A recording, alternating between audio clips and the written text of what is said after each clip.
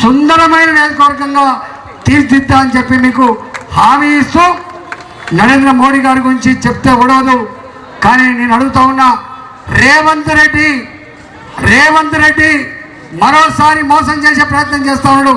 నేను కొన్ని ప్రశ్నలు అడగదలుచుకున్నా రేవంత్ రెడ్డిని వేదికరించాలి. మా మహిళలకి నెలకు 2500 రూపాయలు ఇస్తా అని చెప్పినావు. 4 నెలలు గడిచిపోయింది. ఏ మహిళకైనా 2500 రూపాయలు మీ బ్యాంక్ అకౌంట్లో పడ్డాయా?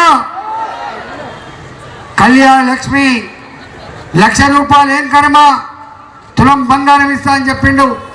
ఏ ఆడబిడ్డ పెళ్లికైనా 1,00,000 రూపాయలతో పాటుగా తులం బంగారం వచ్చిందా? మూడవది, చదువుకున్న ఆడపిల్లలకి స్కూటీ కొనిస్తా అని చెప్పిండా? ఏ ఆడపిల్లకైనా వచ్చిందా? నాలుగవది, ఆటో డ్రైవర్లకి 12,000 రూపాయలు ఇస్తా అని చెప్పిండు. ఒక్కరికైనా ఇచ్చిండా? రెక్కల కష్టం మీద బతికే వాళ్లకు, పేదవాళ్లకు బ్యాంక్ అకౌంట్లో నెలకు 1000 రూపాయలు చొప్పున 12,000 రూపాయలు ఇస్తా అని చెప్పిండు. ఎవరికైనా వచ్చిందా? 2,000 రూపాయల పెన్షన్ ఏం కర్మ, 4,000 ఇస్తా అని చెప్పిండు. ఇచ్చిండా? హ్యాండిక్యాప్డ్ వాళ్లకు 4,000 రూపాయలు సరిపోతలేవు, 6,000 ఇస్తా అని చెప్పిండు. ఇచ్చిండా? కొత్త పెన్షన్లు వచ్చినాయా?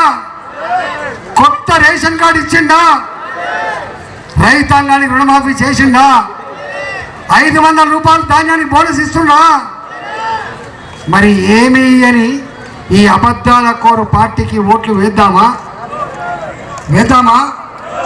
మొన్ననే కేసీఆర్ మీద ఉన్న కోపంతో గ్రామీణ ప్రాంతాల్లో వాళ్ళకి ఓట్లు వేసింది తప్ప బీఆర్ఎస్ పార్టీకి ఓటు వేస్తే అది దాని వాల్యూ జీరో, ఏమి ఉపయోగం ఉండదు.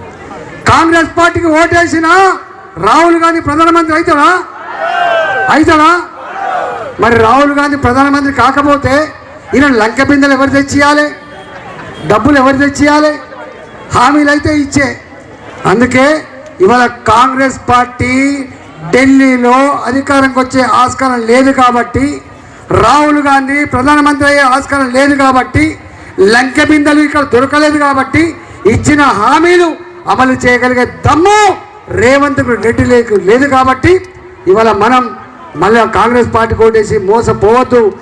అన్ని సమస్యలు పరిష్కారం కావాలంటే, స్కూళ్ళు కావాలన్నా, హాస్పిటళ్ళు కావాలన్నా, ఇవాళ అభివృద్ధి కావాలన్నా బీజేపీ పార్టీ ఒక్కటే ఆ పని చేయగలదు కాబట్టి, నరేంద్ర మోడీ గారు మాత్రమే చేయగలదు కాబట్టి మీరంతా కూడా కమలం పువ్వు గుర్తుకు ఓటు వేసి నరేంద్ర మోడీ గారిని మరొకసారి ప్రధానమంత్రి చేయాలని చెప్పి, అందులో మల్కాగిరి పార్లమెంట్లో నిండు మనసుతో నన్ను ఆశీర్వదించి గెలిపించండి. రేపు తప్పకుండా మీకు ఇచ్చిన మాట ప్రకారంగా మా వాళ్ళ సహకారంతో, మీ సహకారంతో అభివృద్ధి చేసి చూపిస్తా అని చెప్పి మనం చేస్తూ సెలవు తీసుకున్నా. భారత్ మాతాకి జై శ్రీరామ్. కమలం పువ్వు గుర్తుకే నరేంద్ర మోడీ గారి నాయకత్వం. మీకు అండగా కరోనా వచ్చినాడు ఎక్కడికక్కడ ఇళ్లకు పరిమితమైతే ఆనాడు నేను మా వాళ్లకు ధైర్యం చెప్పాలి, మా వాళ్లకు ట్రీట్మెంట్ ఇవ్వాలి, మా వాళ్ళను ఆదుకోవాలని చెప్పి 24 గంటలు పనిచేసి 1000 మందిని కాపాడిన బిడ్డలు పట్టుకొని ఇవాళ మీరు రాజేందర్కి ఏం సంబంధం, రాజేందర్ లోకల్గా అని చెప్తే నవ్వుకుంటా ఉన్నారు. బిడ్డ నేను అడుగుతున్నా, ఇవాళ కాంగ్రెస్ పార్టీ అభ్యర్థి మీరు చూసిండ్రా? బీఆర్ఎస్ పార్టీ అభ్యర్థి ఏనాడైనా మిమ్మల్ని పట్టించుకోడా?